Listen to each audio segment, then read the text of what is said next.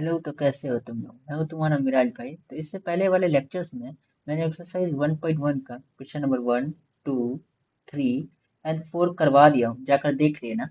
Playlist का link जो है मैं डिस्क्रिप्शन में दे दूंगा, और अच्छा लगे तो क्या कर देना, लाइक एंड सब्सक्राइब जरूर करना, ठीक है। चलो तो देखो, तुम क्वेश्चन नंबर 5 हम लोग का कैसे बनेगा उसे हम लोग देखते हैं, ठीक है। ठीक है, चलो इसे एक्सपैंड करते हैं। ऐसा क्वेश्चन मैं पहले भी करवाया हूँ as a PYQ, previous year question में भी ऐसा क्वेश्चन आया हुआ है। तो क्या बोल हमारा क्वेश्चन नंबर 5 क्या कह रहा है, check whether 6 to the power n can end with the digit 0 for any natural number n। कहने का क्या मतलब है कि 6 to the power n जो है कभी भी ऐसे नंबर से क्या एंड हो सकता है जिसका लास्ट डिजिट क्या हो, 0 हो, for any natural number of n। अभी भी समझ में नहीं आया हुआ तो मैं बताता हूँ।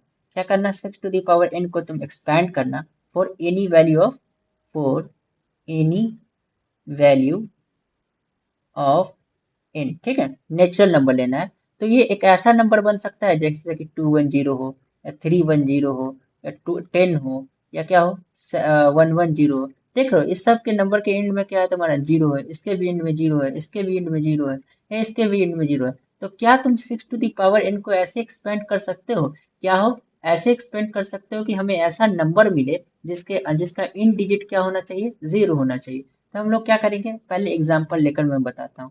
एग्जाम्पल लेके तुम्हें कुछ ही एग्जाम्पल लूंगा ना, तुम्हें समझ में आ जाएगा क्या 6 to the power n जो है, 6 to the power n कभी भी 0 से एंड होगा या नहीं होगा। तो हम लोग n की वैल्यू क्या लेंगे, पहले या तो 0 लेंगे, या तो 1 लेंगे, या तो 2 लेंगे, क्योंकि नेचुरल नंबर लेना है, ठीक ना। या तो 3 लेंगे, तुम्हें इतना ही नंबर में समझ में आएगा, ठीक है। तो पहले क्या लो, n का जो वैल्यू है वो 0 लो। तो n की वैल्यू 0 लोगे तो क्या आएगा, 1 आ जाएगा, क्योंकि किसी भी चीज की वैल्यू 0 क्या होती है, 1 होती है। उसके बाद तुम क्या लो, n की वैल्यू 1 लो, तो क्या हो जाएगा बताओ, 6 आ जाएगा। फिर n की वैल्यू क्या लो तुम, 2 लो, तो तुम्हारी वैल्यू क्या आ जाएगी, 6 इंटू 6 क्या होता है बताओ, 6 इंटू 6 क्या होता है, 36, ठीक है। फिर n की वैल्यू क्या लो, 3 लो, तुम लो, क्या होगा बताओ, 6 इंटू 6 इंटू 6, ये तुम्हारी वैल्यू क्या आ जाएगी, ये तुम्हारी वैल्यू क्या होती है, 36, एंड 36 इंटू 6 क्या होता है, 216। तुम मल्टीप्लाई करके देखोगे तो तुम्हें आ जाएगा, ठीक है। तो तुम यहाँ पे कुछ ऑब्जर्व कर सकते हो कि जब 0 वैल्यू थी तो 1 आई थी सिर्फ 0 के लिए। अब उसके बाद हम कुछ भी रख रहे हैं तो एंड में क्या आ रहा है, 6 आ रहा है। फिर देखो, 2 लिए, फिर भी एंड में क्या आ रहा है, 6 आ रहा है। 1 मिनट में ब्लैक पेन ले लो। तो एंड में क्या आ रहा है तुम्हारा, 6 आ रहा है। फिर 3 लिए तो एंड में तुम्हारा क्या आ रहा है, 6 आ रहा है। मतलब ये तो हमेशा 6 से ही एंड हो रहा है, कभी 0 से एंड हो ही नहीं रहा है। तो हम क्या ऐसे बताएंगे, तो इसका मतलब है, तुम पहले तो ये जान लो, इसका मतलब ये कभी 0 से एंड होगा नहीं। तो अब हम एग्जाम में कैसे बताएंगे वो देखो। अब हम एग्जाम में तो ऐसे नहीं बता सकते हैं कि ये एग्जाम्पल लेकर कि ये एग्जाम्पल ले लिए और क्या हो गया, ये नंबर 0 से एंड नहीं कर रहा है, इसीलिए 6 to the power n कभी भी 0 से एंड नहीं करेगा। तो ऐसे तो हम लोग बता नहीं सकते हैं। तो हम लोग क्या करेंगे, इसका जो कॉन्सेप्ट है, प्रोसेस है, उस प्रोसेस का इस्तेमाल करेंगे। तो हम लोग को याद है एक थ्योरम, क्या theorem, fundamental theorem arithmetic, fundamental, इसी थ्योरम का यूज करेंगे, theorem fundamental theorem of arithmetic. ये थ्योरम याद है तुम लोगों को। ये थ्योरम क्या कहता था, किसी भी कंपोजिट नंबर का क्या होता है, प्राइम फैक्टर क्या होता है, यूनिक होता है। याद रखो, कोई भी नंबर 0 से अगर एंड होगा, जैसे 10 है तो इसका प्राइम फैक्टर क्या होता है, 2 इंटू 5, ठीक है। अगर मान लो 20 है तो इसका प्राइम फैक्टर क्या होता है, 2 इंटू 5, ठीक है। कोई भी नंबर तुम ले लो। फिर अभी मैं ऐसा एग्जाम्पल लेके तुम्हें क्यों बता रहा हूँ, देखो।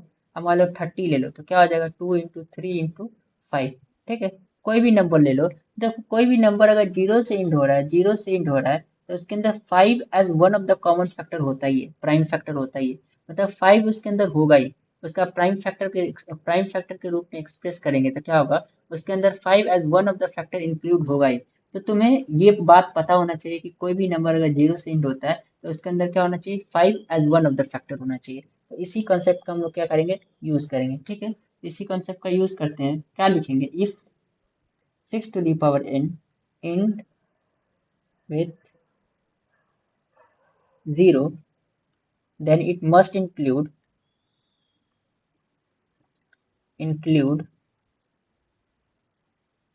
5 as one of the common factor, 5 as one of the factor, one of the prime factor, ठीक है।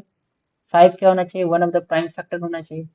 अब हम लोग क्या करेंगे, 6 टू दी पावर n का प्राइम फैक्टर निकाल के देखेंगे इसका प्राइम फैक्टर क्या आ रहा है।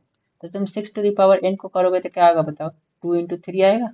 इसका मतलब क्या है बताओ कि 6 टू दी पावर n में हमेशा क्या है, 2 and 3 as a prime factor है, ठीक है। तो here 6 to the power n includes 2 and 3 as the prime factor, ठीक है। 2 and 3 as a prime factor, ठीक है। इसके अंदर क्या है, 2 and 3 है। And by the theorem of fundamental theorem से क्या लिख सकते हो, bye fundamental theorem, fundamental theorem of arithmetic, theorem of arithmetic से क्या लिख सकते हो बताओ। हाँ लिखना पड़ेगा क्योंकि ऐसे नंबर 3-4 मार्क्स में आते हैं। अरिथमेटिक्स तो क्या लिख सकते हो कि एवरी कंपोजिट नंबर हैज क्या होता है, has a unique prime number, that every composite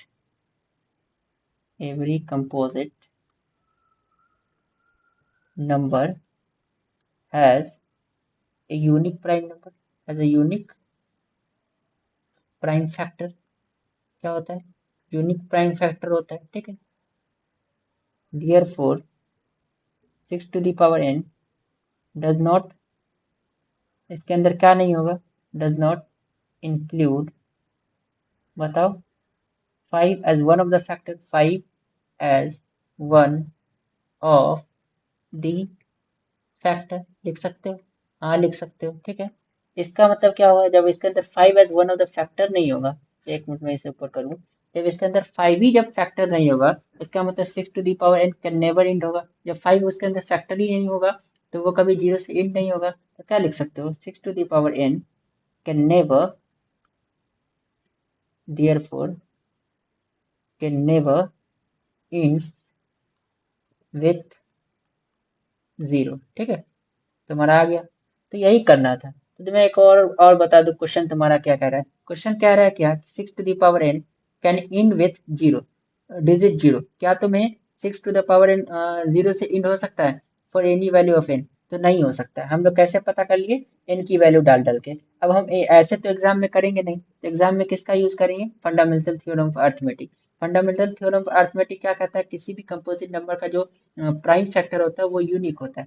और दूसरी बात हमें ये पता होना चाहिए, कोई भी नंबर अगर 0 से इंड होगा तो क्या होगा, 5 as one of the factor होगा। देख लो यहाँ भी और यहाँ भी, ठीक ना।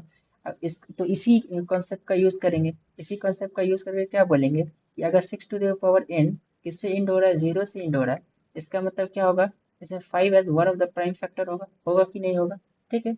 जब उसके बाद हम लोग क्या करेंगे, 6 टू द पावर n का क्या करेंगे बोलो, प्राइम फैक्टर निकालेंगे। तो इसका क्या मतलब हो जाएगा, 6 टू द पावर n का जो प्राइम फैक्टर 2 and 3 आएगा, इसका क्या मतलब है, 6 to the power n include 2 and 3 as one of the prime factor, ठीक है। इसका मतलब बाय फंडामेंटल थ्योरम से क्या लिख सकते हैं कि 6 टू द पावर n के पास 5 as one of the prime factor नहीं है, ठीक है। इसका क्या मतलब हो गया कि 6 to the power n can never end with 0, ठीक है। समझ में आ गया होगा, आई होप क्लियर हो गया होगा, ठीक है। क्लियर हो गया हो तो क्या कर देना, लाइक कर देना, ठीक है। एंड सब्सक्राइब भी कर देना, ठीक है। और दोस्तों के साथ शेयर भी कर देना, ठीक है। All the best, all the best. चलो बाय।